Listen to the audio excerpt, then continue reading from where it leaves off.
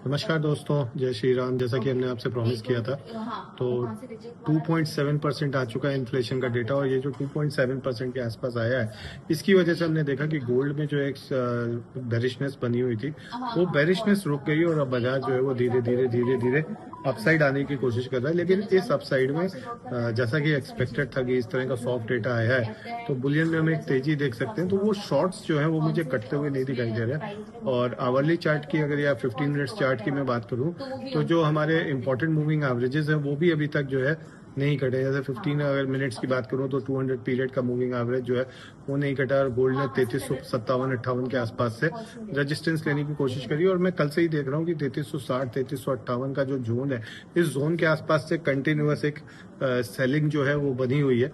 तो इस सेलिंग को देखते हुए मुझे लगता है कि गोल्ड जब तक 3370-71 के ऊपर सक्सेसफुली ट्रेड नहीं करता है, तब तक हम गोल्ड में एक बड़ी तेजी आते हुए नहीं देखेंगे। और अगर इस तेजी को कंटिन्यू करना है, तो इस तेजी को कंटिन्यू करने के लिए 3370-71 के ऊपर क्लोजिंग करनी पड़ेगी।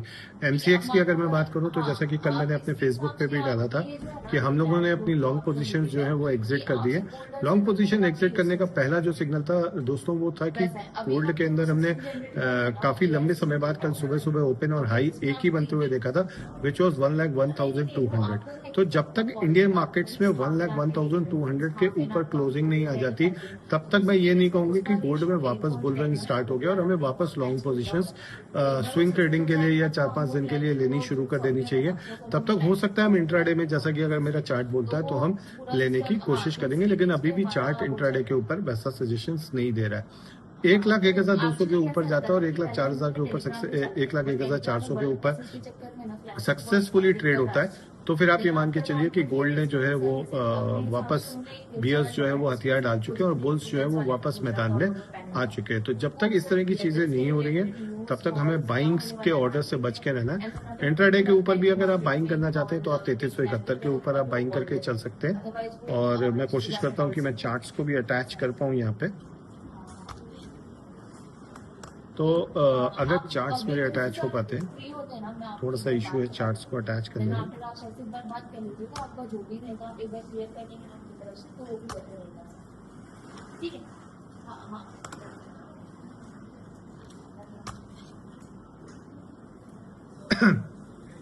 देखिए, चार्ट्स के ऊपर जो स्ट्रक्चर बना हुआ है उसमें एमएससीडी स्लाइड सी पॉजिटिव हुई है 15 मिनट्स के चार्ट पे, लेकिन अभी भी वो जीरो लाइन के ऊपर नहीं है। आरएसआई बार बार 60-65 के लेवल से जो है वो नीचे आ रही है। और एडीएक्स की अगर मैं बात करता हूँ, तो वो 10 के ऊपर अभी भी बना हुआ है 15 मिनट्स में, जो कि ये बताता है कि मार्केट में अभी भी जो क्लियर कट ट्रेंड है वो एब्सेंट है। जब तक मार्केट में क्लियर कट ट्रेंड स्टैब्लिश नहीं हो जाता, तब तक हम मार्केट में ट्रेड लेने से वेट करेंगे। अगर मार्केट 3367 के ऊपर, स्पॉट की बात कर रहा हूं, अगर 3367 के ऊपर सस्टेन करता है, तो ही हम बाइंग करके चलेंगे, एल्स हम बाइंग नहीं करेंगे। अगर 3367 के ऊपर सस्टेन करता है, तो हम बाय करेंगे, नीचे में 3340 पे बाय करेंगे, और फिर 3320 का मेरा स्टॉप लॉस होगा। अगर मार्केट 3367 के ऊपर नहीं सस्टेन करता है आज क्लोजिंग तक 8-9 बजे तक, तो कल आप किसी भी लेवल पे शॉर्ट करके जाइए। जब तक 3370 नहीं जा रहा है, ऊपर में क्रॉस नहीं होता, 3372 का स्टॉप लॉस रखिए। इन लेवल्स का स्टॉप लॉस रख के किसी भी लेवल पे शॉर्ट कर दीजिए, कल आपको पैसा मिलेगा शॉर्ट्स के अंदर। और नीचे में 3332 333 का आप टारगेट लेके चलिए। 3330 यानी 3330 का लेवल अगर टूटता है, तो हम 3310-11 तक भी आते हुए देख सकते हैं। 3310-11 का बहुत इंपॉर्टेंट सपोर्ट है। जब तक इसके नीचे क्लोजिंग नहीं आती, तब तक हमें ओवरनाइट शॉर्ट करने से बचना चाहिए। 3311 के अगर नीचे क्लोजिंग आ जाती है, तभी हमें ओवरनाइट शॉर्ट करना चाहिए, एल्स नहीं करना चाहिए। अगर आपके कुछ भी क्वेश्चंस हैं, तो आप कमेंट्स के ऊपर आप लिख के वो क्वेश्चंस दे सकते हैं। हम कोशिश करेंगे कि आपको हम रिवर्ट करें कि ये क्वेश्चंस के आंसर्स उन्हीं कमेंट्स के ऊपर। जब तक नहीं होता है, तब तक आप कमेंट करिए। सिल्वर की दोस्तों अगर मैं बात करूं, तो सिल्वर का चार्ट मैं खोल लेता हूं डेटा आने के बाद। देखिए, डेटा आने के बाद सिल्वर में जो कन्वर्जेंस है, जो 9 मूविंग एवरेज का या 20 मूविंग एवरेज का 15 मिनट के चार्ट पे स्लोप जो है वो पॉजिटिव सी हुई है। लेकिन अभी भी रिजेक्शंस आ रहे हैं ऊपर में।